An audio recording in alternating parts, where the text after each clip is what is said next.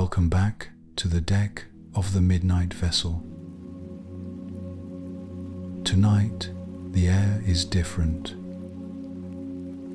It is warm and dry and carries something ancient in it.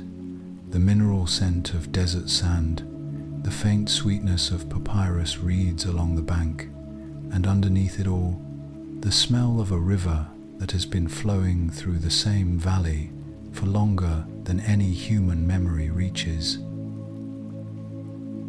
The Nile moves slowly beneath the hull, dark and wide and perfectly calm, and somewhere ahead in the distance, just visible against the star-filled sky, three enormous shapes rise from the desert floor. We have arrived in Egypt, and the pyramids are waiting. The Nile is the reason everything that follows was possible. In a landscape that is, on either side of the river, almost entirely uninhabitable desert, one of the harshest environments on Earth, the Nile creates a narrow ribbon of extraordinary fertility, fed by the annual floods that deposit rich silt across the floodplain each summer and retreat each autumn to leave behind soil capable of producing multiple harvests a year. The ancient Egyptians called this fertile strip the Black Land Kemet, and the surrounding desert the Red Land, and the boundary between them was as sharp as a line drawn on a map. Step off the floodplain and you were in a desert that would kill you within days. Stay within it, and the river would feed you, water you, and connect you to everyone else who depended on it for the entire length of the country. Egypt was not just built beside the Nile. Egypt was the Nile. The flood that made Egypt possible was not random.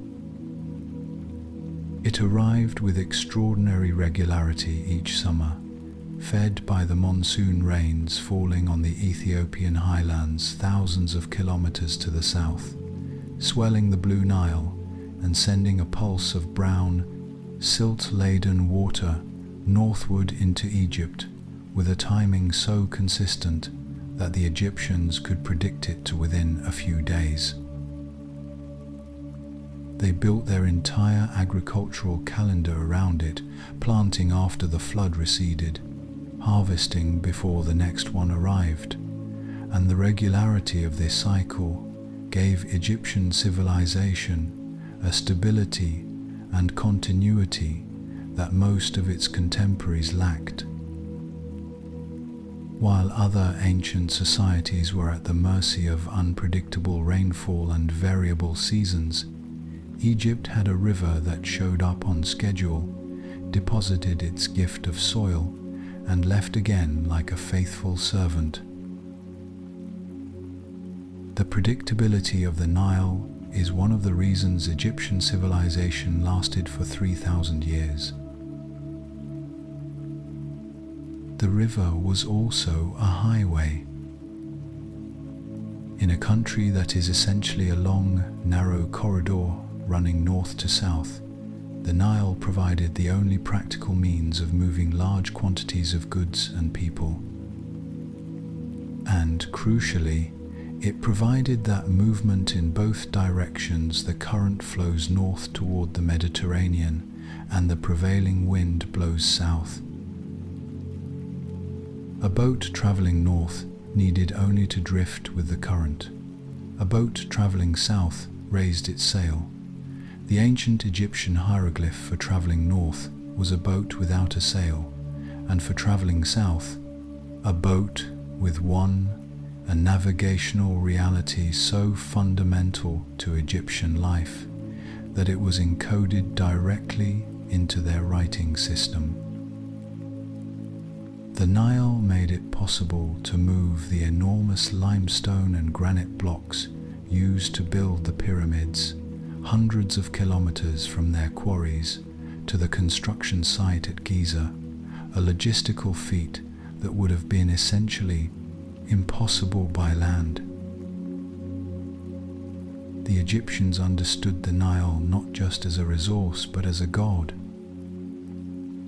Hapi, the god of the annual flood, was depicted as a blue or green figure with a full belly and a headdress of papyrus and lotus flowers, an embodiment of abundance and fertility, one of the most beloved deities in the Egyptian pantheon. When the flood was good, high enough to deposit sufficient silt, but not so high as to destroy the villages on the floodplain, it was a gift from the divine. When it failed, as it occasionally did, the consequences were famine, social unrest, and sometimes the collapse of entire dynasties. The whole of Egyptian civilization rested, ultimately, on the reliability of a river originating in mountains its builders had never seen, fed by rains they had no way to predict, arriving each year like a promise that was almost always kept. Tonight, the river keeps that promise still. The Nile beneath the hull is the same river that carried the stone for the pyramids, that fed the workers who built them, that the pharaohs crossed in their gilded barquees on feast days, and the dead were ferried across on their way to the necropolis on the western bank. In Egyptian cosmology, the west was the land of the dead, the direction in which the sun set, where Ra descended each evening into the underworld. The pyramids were built on the west bank of the Nile, in the desert, at the boundary between the living world and whatever lay beyond it. They are still there, exactly where they were placed, waiting in the dark on the western horizon. In the next passage, we sail closer and ask the question that has never quite been answered: how? The Great Pyramid of Giza contains approximately 2.3 million stone blocks. The average block weighs around 2.5 tons, roughly the weight of a large car. The heaviest blocks, used in the king's chamber deep inside the pyramid, weigh up to 80 tons each. The entire structure rises to a height of 138 meters and covers an area of over 5 hectares at its base. It was the tallest man-made structure on Earth for nearly 4,000 years, from its completion around 2560 BCE until the construction of Lincoln Cathedral in England in 1311. And it was built without steel, without the wheel in any practical sense, without cranes, without computers, and without a single piece of surviving written documentation explaining exactly how it was done. For centuries, the mystery of the pyramid's construction fed theories ranging from the ingenious to the absurd ramps, levers, lost technologies, and, inevitably, suggestions that human beings could not possibly have built them at all. The archaeological evidence has steadily dismantled the more exotic theories and replaced them with something more remarkable. The pyramids were built by an extraordinarily well-organized workforce of skilled laborers, fed and housed and cared for by a state apparatus of considerable sophistication. We know this not from speculation but from the physical evidence the workers' village discovered near Giza in the 1990s, complete with bakeries, breweries, a hospital, and administrative buildings capable of supporting a permanent workforce of around 20,000 people. The workers who built the pyramids were not slaves. They were paid, fed, and given medical care. Some of their skeletons show evidence of surgical amputations that healed, meaning they survived and continued working. They were, by the standards of the ancient world, well looked after. The logistics of moving the stone are now reasonably well understood. Limestone came from quarries directly across the Nile, transported by boat during the flood season. Granite for the interior chambers came from Aswan, nearly 900 kilometers south. On land, blocks were moved on wooden sledges, lubricated with water poured ahead of the runners, a technique depicted in an ancient Egyptian tomb painting. A 2014 experiment by physicists confirmed that wet sand reduces sledge friction by roughly half, making the movement of very heavy blocks across desert terrain entirely feasible with human labor alone. The precision of the construction remains astonishing even with a full understanding of the methods. The base of the Great Pyramid is level to within 2 centimeters across its entire 230-meter length. The 4 sides are oriented to the cardinal directions with an accuracy of less than 1/20th of a degree. The corners are almost perfect right angles. This is not approximate. This is not close enough. This is exact, achieved 4,500 years ago by people working with copper tools and wooden measuring rods, with a level of mathematical sophistication that still commands the respect of modern engineers. The question of how long it took is equally revealing. Khufu reigned for approximately 23 years. Dividing 2.3 million blocks by 23 years gives roughly 100,000 blocks per year, about 12 blocks placed per hour, around the clock, every day, for 2 decades. The rate of work required was extraordinary, a sustained organizational effort on a scale that few societies before or since have matched. The pyramid is not just an engineering achievement, it is a monument to what a highly organized human society is capable of when it commits its full resources to a single purpose. Why did they do it? The simple answer is that the pyramid was a tomb, a vessel designed to carry the pharaoh's body and soul safely into eternity. But the simple answer understates the depth of the belief system behind it. For the ancient Egyptians, the pharaoh was not merely a king, he was a god on earth, the living embodiment of Horus, the son of Ra, and his safe passage into the afterlife was not a private matter, but a cosmic necessity. If the pharaoh failed to reach eternity, the order of the universe marked, the principle of harmony and balance that held everything together, was threatened. The pyramid was not an act of vanity, it was an act of cosmic maintenance. The world needed the pharaoh to reach the other side. The pyramid was how they made sure he got there. The ship drifts closer to the western bank, and the pyramids grow larger against the sky. We have watched the stone move across water and desert, watched 20,000 hands place block upon block for 2 decades, watched a civilization organize itself around a single impossible task and complete it.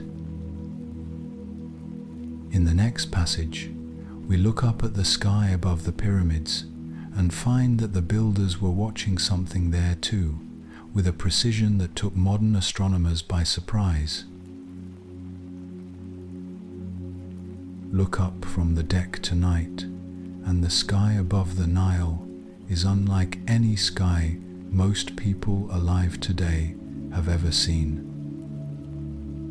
No city lights, no haze of urban pollution, no competing glow on the horizon, just the desert sky in its full, unmediated darkness, thousands of stars visible to the naked eye, the Milky Way, a broad river of light stretching from horizon to horizon, and somewhere in the southern sky, 3 stars in a row, equally spaced, unmistakable. Orion's belt, Al-Nitak, Al-Nilam, and Mintaka. And below them, on the western bank of the Nile, 3 pyramids arranged in a line that is not quite straight, offset slightly to the left, just as the 3 stars of Orion's belt are not quite straight, offset slightly to the left. The Orion correlation theory was proposed in 1983 by Robert Bouvel, a Belgian engineer who noticed while camping in the Saudi Arabian desert that the 3 stars of Orion's belt matched the arrangement of the 3 Giza pyramids with striking precision. Not just their relative positions, but their relative sizes. The smallest of the 3 stars corresponds to the smallest of the 3 pyramids, Menkaure, which is notably smaller than its 2 companions. Bouvel developed the theory further, arguing that the entire Giza plateau was laid out as a map of a portion of the night sky as it appeared around 10,500 BCE, a date far earlier than the accepted construction date of the pyramids, which he interpreted as the date the Egyptians considered the beginning of their sacred history. The theory is contested among Egyptologists, some of whom argue the correlation is less precise than claimed and may be coincidental. But the basic observation that the 3 Giza pyramids are arranged in a pattern that closely mirrors Orion's belt has not been refuted. Whether or not the Orion correlation theory is correct in all its details, the astronomical knowledge of the ancient Egyptians is not in question. The orientation of the Great Pyramid to the cardinal directions achieved with an accuracy of less than 1/20th of a degree required precise astronomical observation. The most likely method, proposed by Kate Spence of Cambridge University in 2000, involves using 2 stars that rotate around the celestial North Pole to find true north, a technique that would produce exactly the degree of accuracy seen in the pyramid's orientation, and that also provides an independent date for the pyramid's construction consistent with the historical record. The Egyptians were not guessing at the sky, they were reading it, with instruments and methods sophisticated enough to orient a structure the size of the Great Pyramid to within a fraction of a degree of true north. The interior of the Great Pyramid also encodes astronomical alignments. The so-called air shafts, narrow channels running from the King's Chamber and Queen's Chamber outward through the body of the pyramid, are not air shafts at all, since they do not reach the exterior of the pyramid and serve no ventilation function. Astronomical analysis has shown that around the time of the pyramid's construction, these channels were aligned with specific stars of religious significance, the southern shaft of the King's Chamber pointing toward Orion's belt as it crossed the meridian, the northern shaft pointing toward the circumpolar star Thuban, which served as the pole star in 2500 BCE. The pyramid was not merely oriented toward the stars. It was built to point at specific ones, channels of stone aimed at the sky like fixed telescopes, maintaining their alignment through millennia. The connection between the pyramids and the stars was not incidental. In Egyptian religious belief, the stars of Orion were associated with Osiris, god of the dead and the afterlife, the deity whose resurrection myth formed the foundation of Egyptian funerary religion. The pharaoh, upon death, was believed to become Osiris and ascend to join the stars. The pyramid, in this understanding, was not just a tomb, but a launch point, a precisely aligned structure designed to facilitate the pharaoh's journey from the earthly realm to the stellar one, aimed at exactly the right point in the sky to send him where he needed to go. The builders were not decorating their monument with astronomical imagery. They were engineering a passage between worlds. There is something quietly overwhelming about standing under this sky and looking at those three shapes on the horizon and understanding that the people who built them were looking at the same stars.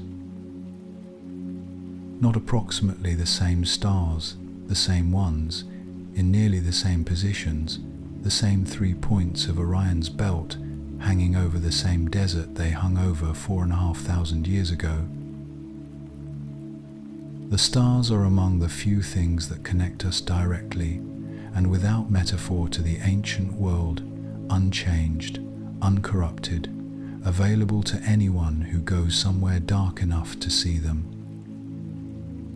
The pyramids are aligned to the sky. The sky is still there. The alignment still holds.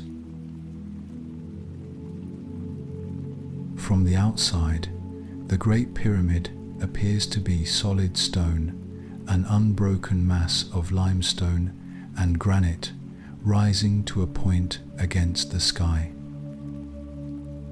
But inside, cut into the heart of 2.3 million blocks, is a system of passages and chambers that took decades to fully explore and that, as of today, has still not been fully mapped. The known interior is surprisingly small relative to the pyramid's immense bulk. A narrow descending passage leading to an unfinished subterranean chamber, an ascending passage branching upward through the pyramid's core, a horizontal corridor leading to the so-called Queen's Chamber, and above it all, the Grand Gallery, a corbelled ascending passage nearly 9 meters tall and 47 meters long, leading to the innermost sanctum of the pyramid. Every passage is precise, every chamber is deliberate, and the deeper you go, the less certain the explanations become. The King's Chamber sits at the heart of the pyramid, surrounded on all sides by massive granite walls and roofed with 9 granite slabs weighing up to 70 tons each. Above the ceiling, 5 relieving chambers were built, one above the other, to distribute the enormous weight of the pyramid, pressing down from above, a structural solution so effective that the King's Chamber has survived 4,500 years without a crack in its ceiling.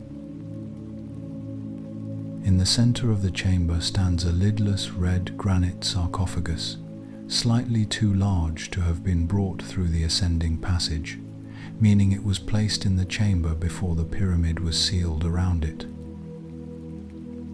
The sarcophagus was empty when Arab explorers first entered the pyramid around 820 CE. No mummy, no treasure, no inscription.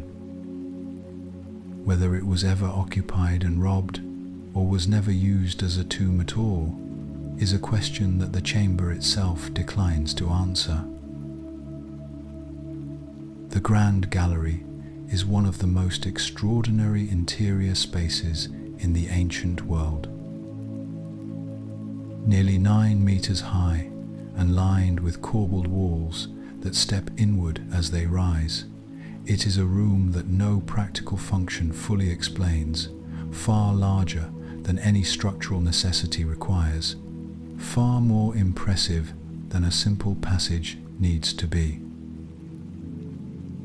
Walking through it, even in imagination, produces a particular quality of awe that is different from standing outside and looking at the pyramid's exterior. Outside, the scale is about size.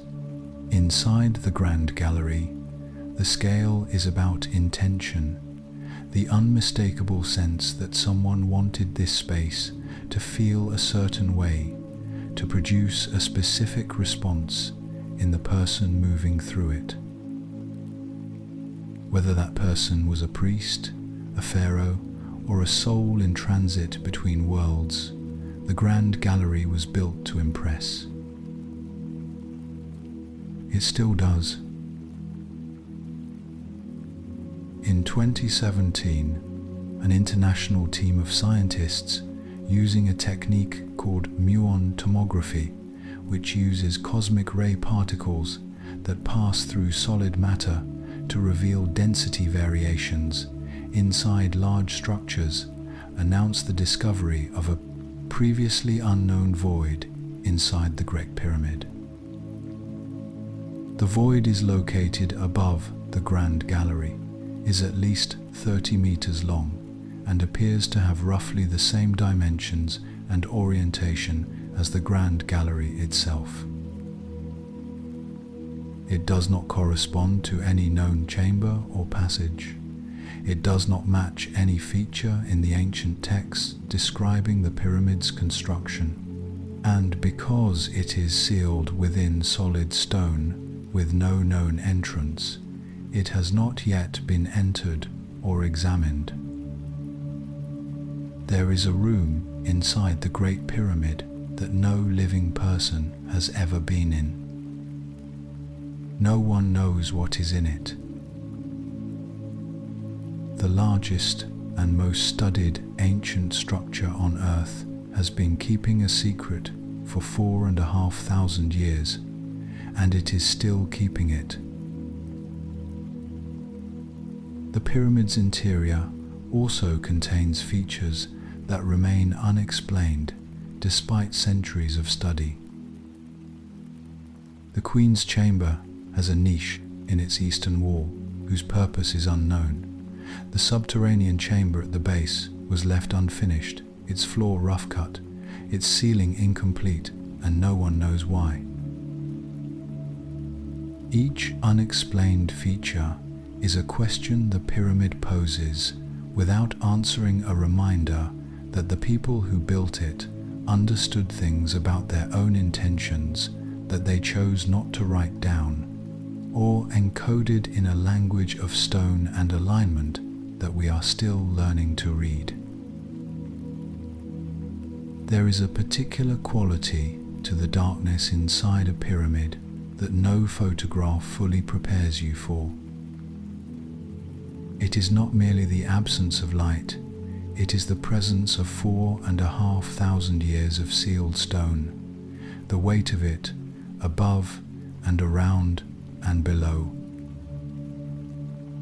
People who have spent time alone inside the king's chamber report a stillness that seems to have a texture, a density, as if the silence has been compressed along with everything else. Whatever the pyramid was built for, it produces 4.5 millennia later an experience genuinely unlike any other place on Earth. The ship holds its position on the dark water, and somewhere inside the stone mass on the western bank, an undiscovered room waits in its perfect ancient dark.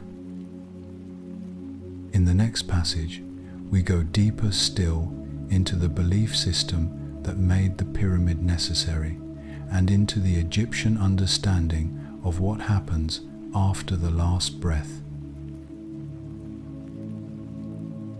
No civilization in human history has thought about death more carefully, more elaborately, or more hopefully than ancient Egypt. Where other cultures built their monuments to the living, to power, to commerce, to defense, Egypt built its greatest monuments to the dead. The pyramids, the Valley of the Kings, the vast necropolises stretching across the western bank of the Nile, the Book of the Dead, the intricate rituals of mummification, the elaborate grave goods buried alongside the deceased, all of it points to a civilization that understood death not as an ending but as a transition, and that devoted an extraordinary proportion of its wealth, its art, and its engineering genius to making that transition go well. At the center of Egyptian funerary belief was the concept of the soul not as a single entity, but as a collection of distinct aspects, each with its own nature and its own requirements after death. The Ka was the life force, the animating energy that distinguished the living from the dead, which departed the body at death, but remained connected to it and required continued sustenance in the form of food offerings left at the tomb. The Ba was closer to what we might call personality or individual character, depicted as a human-headed bird, capable of flight, able to move between the tomb and the world of the living. The Akh was the transformed, glorified spirit that resulted from the successful reunification of Ka and Ba after death, the immortal self, freed from the body, capable of joining the gods among the stars. The entire apparatus of Egyptian funerary practice, the pyramid, the mummification, the spells and rituals, was designed to ensure this transformation happened correctly. Mummification was not simply preservation of the body. It was a ritual act of recreation, a reenactment of the myth of Osiris, whose body was reassembled by his wife Isis, and who became through this process the first mummy and the first to achieve resurrection. The process took 70 days and involved removal of the internal organs into canopic jars, desiccation with natron salt, and wrapping in hundreds of meters of linen bandages with protective amulets at specific points between the layers. The embalmers were not morticians in the modern sense. They were priests performing a sacred rite whose every detail had cosmic significance. The body they produced was not meant to be pretty, it was meant to be eternal. The Book of the Dead was a collection of spells and instructions to guide the deceased through the underworld and into the presence of Osiris for the final judgment. At the heart of this judgment was the weighing of the heart of the deceased weighed on a scale against the feather of Ma'at, representing truth and cosmic order. If the heart was lighter than the feather, the deceased passed into eternal life.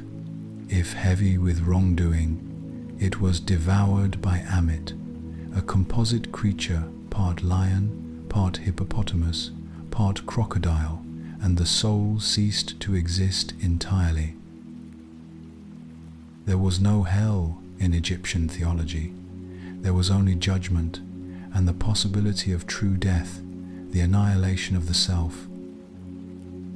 Eternal life was not guaranteed, it had to be earned. The pyramid shape itself was not arbitrary. The Egyptians called the pyramid a mer, and its form may have been inspired by the benben, a sacred conical stone kept in the temple at Heliopolis, believed to be the primordial mound that emerged from the waters of chaos at the moment of creation. Alternatively, or additionally, the sloping sides of the pyramid may represent the rays of the sun descending to earth, a ramp of light on which the pharaoh's soul could ascend to the sky. The pyramid texts, the oldest religious writings in the world, carved into the walls of later Old Kingdom pyramids, are explicit about this. The pharaoh uses the pyramid to climb to heaven, ascending on rays of sunlight to take his place among the imperishable stars. The pyramid is a machine for ascension. Every angle, every alignment, every chamber serves that single journey upward. What is remarkable about the Egyptian understanding of death is its fundamental optimism. The afterlife was not a shadowy underworld of diminished existence. It was a continuation of life, more perfect and more permanent than the version lived on earth. The blessed dead lived in the field of reeds, an idealized Egypt where the crops never failed and the people one had loved were present and unchanged. Death, for the ancient Egyptian who had lived well, was not something to be feared. It was the passage to a country where everything that had been lost would be found again, and nothing would be lost anymore. It has been here longer than anyone can say with certainty.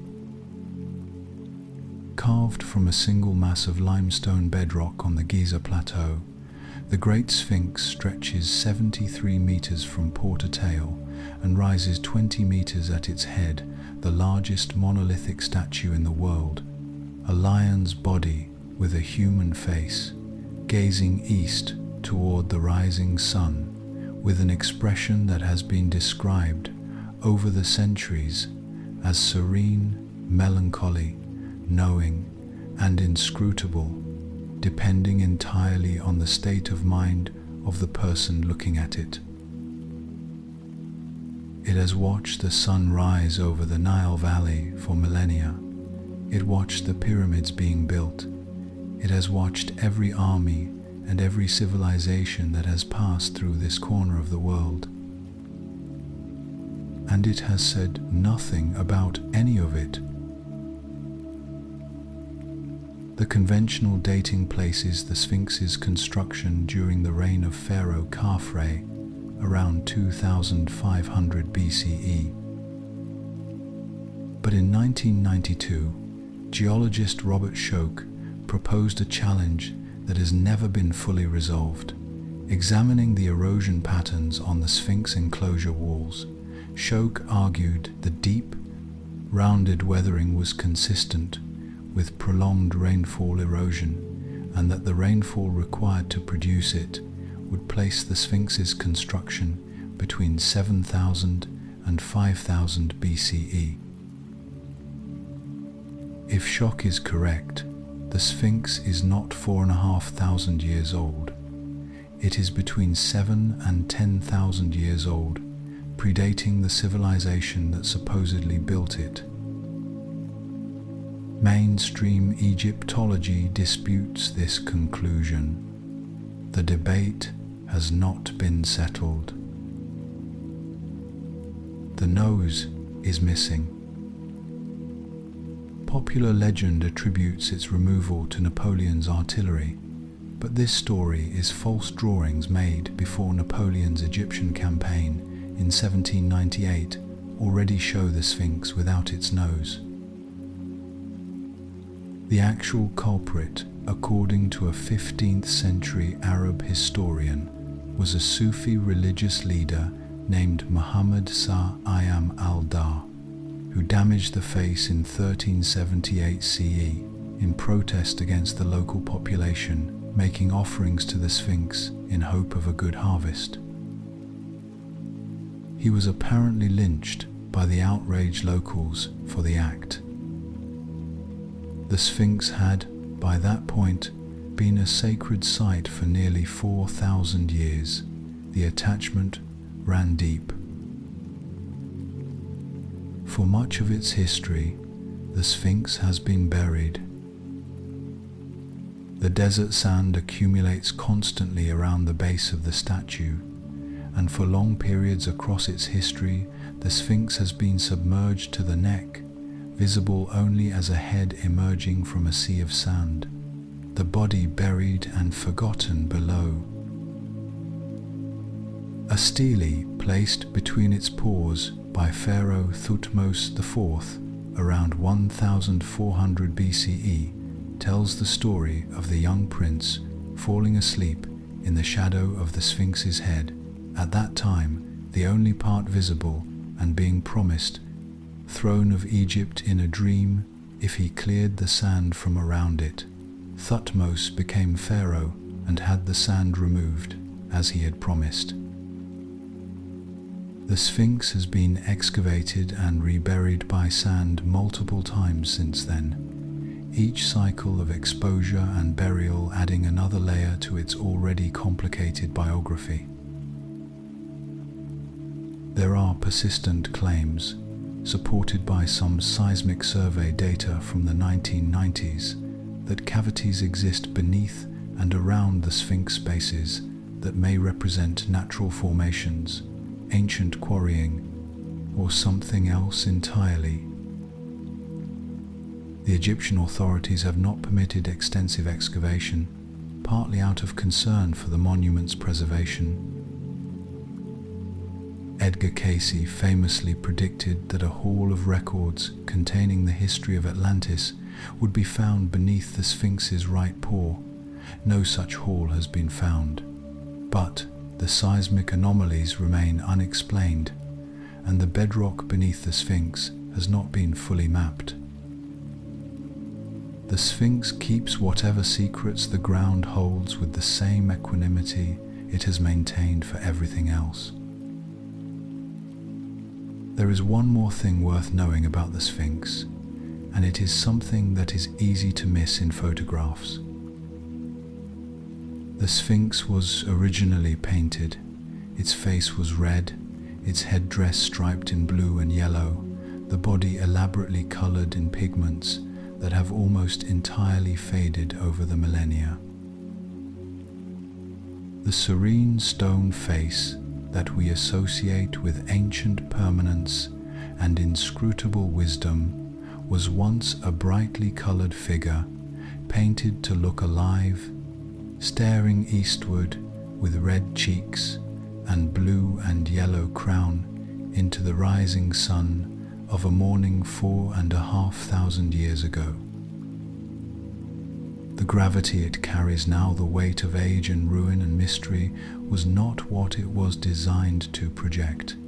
It was designed to be magnificent, to be present, to be there, in full color, greeting the dawn. The mystery came later, as the paint faded and the nose fell away, and the sand rose and fell and rose again.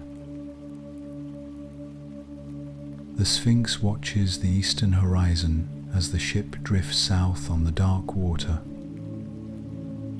It has been watching that horizon through every change the world has made, for longer than almost any other man-made thing on Earth. In the final passage of this voyage, we pull back from the detail and take in the whole, and ask the question that the pyramids have been posing to every generation that has stood before them. What does it mean that these are still here? The midnight vessel has come to rest in the middle of the river. On the eastern bank, the lights of a city that did not exist 4,000 years ago flicker in the dark.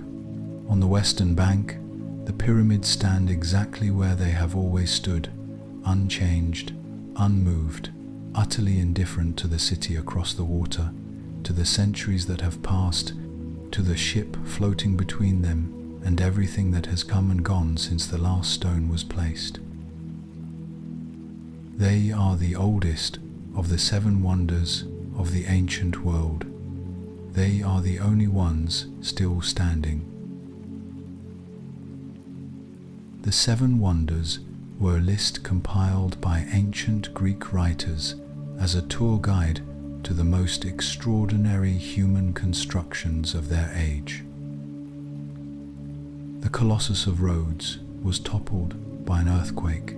The lighthouse of Alexandria collapsed across several centuries. The Hanging Gardens of Babylon may never have existed outside of literary description. The Temple of Artemis was burned twice. The mausoleum at Halicarnassus dismantled. The statue of Zeus at Olympia destroyed, gone. All of them overtaken by the entropy that claims everything when the civilization that cared for it no longer exists. The pyramids were already ancient when the list was compiled. They were already the oldest thing on it. And they are still here. Why have the pyramids survived when everything else has not? Part of the answer is physical, their form. The pyramid shape is inherently stable, with the weight distributed downward and outward in a way that resists the forces that topple columns and collapse arches. There are no internal voids large enough to cause structural failure, no slender members that can snap, no foundations that can shift. The pyramid is, in engineering terms, one of the most structurally conservative forms ever devised, a shape that can bear almost unlimited vertical load, that sheds wind rather than resisting it, that has no weak point except its surface. The surface has suffered. The smooth white limestone casing that once covered the Great Pyramid has been stripped away over the centuries for building material, leaving the stepped core we see today. But the core remains, and will remain, barring geological catastrophe, for thousands of years more. The pyramids were not built to last. They were built for eternity. The difference is not semantic. There is something that happens to a person standing before the Great Pyramid for the first time that photographs do not capture. The scale is too far outside ordinary human experience for the mind to process in advance. It takes time, standing there, for the brain to accept what the eyes are reporting, that this was made by human hands, by people who breathed the same air and felt the same sun and went home at the end of the day to eat and sleep and worry about their children. The pyramid does not make you feel small in a diminishing way. It makes you feel connected across 4,500 years to everyone who built it and everyone who has stood before it since. It is a monument that belongs to everyone who has ever looked at it. The ancient Egyptians placed small figurines called ushabti in tombs to serve the deceased in the afterlife, an act of care across the boundary of death, an attempt by the living to ensure the people they loved would be provided for in the place they had gone. It is not so different from what people do today when someone they love dies. The small arrangements made on their behalf, the tending of graves, the telling of stories that keep them present. the form changes. The impulse does not.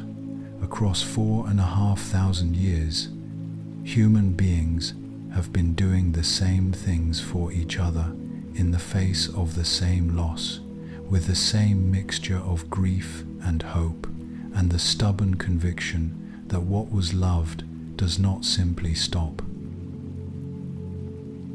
Tonight, the Nile carries the midnight vessel slowly north toward the sea. Behind the ship, the pyramids recede into the dark three pale shapes against the star-filled sky, still aligned with Orion, still oriented to within a fraction of a degree of true north, still holding their undiscovered rooms and unanswered questions in the dark interior of 4,500 years of stone. They do not need our attention to be what they are, but they repay attention with something that feels, in the quiet of the night, very much like perspective. The world is old. Human beings are capable of extraordinary things, and on the western bank of the Nile, three enormous shapes are watching the same stars they have always watched, waiting for a dawn that will come exactly on schedule. Let the river carry you now. The pyramids are behind you, keeping their watch in the dark. The stars of Orion are overhead, exactly where the builders placed them in the architecture of their greatest work. The Nile moves beneath the hull with the same unhurried certainty it has moved for 10,000 years, and the night is warm, and the air carries the faint mineral sweetness of desert sand and ancient water, and there is nothing that needs to be done or decided or remembered right now. The last wonder is still standing. The river is still flowing, and you, at last, can rest. Good night.